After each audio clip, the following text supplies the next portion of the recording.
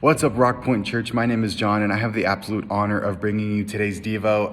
I'm one of the high school youth interns here, and like I said, again, I have the honor of bringing you today's devotional. Today's devotional is going to be found in Hebrews chapter 11, verse 1, and I'll read it to you now. Now, faith is confidence in what we hope for and assurance about what we do not see. This is the biblical definition of what the word faith is and what it ultimately means.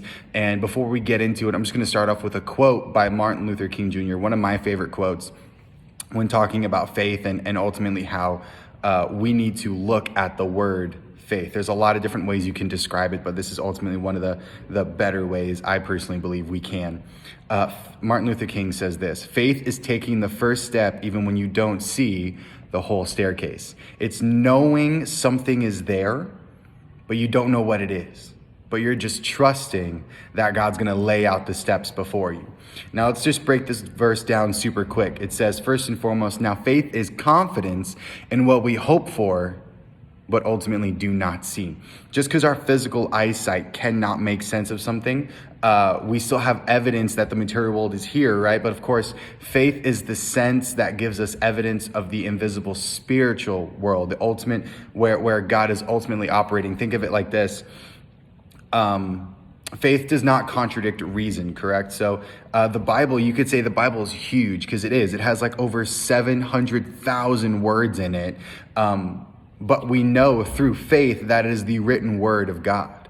We didn't see God write it, but we have faith that is the true written word of God. The verse goes on and says say this: now faith is assurance about what we do not see. Again, going back to that statement, faith is not a bare belief or intellectual understanding. It is a willingness to trust in, to rely on, and to cling to what we cannot see, which is ultimately God.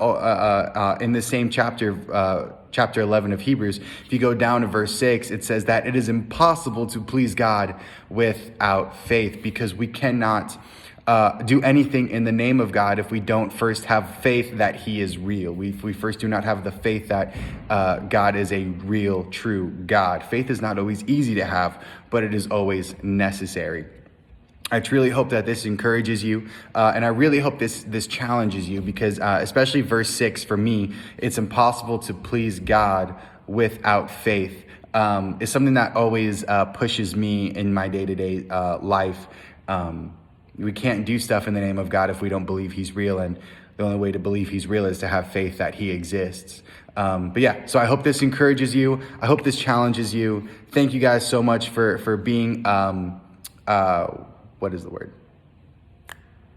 Committed. There we go. That was interesting. Thank you for being committed and intentional in watching these daily devos. Thank you again so much, and I hope you have a good rest of the day.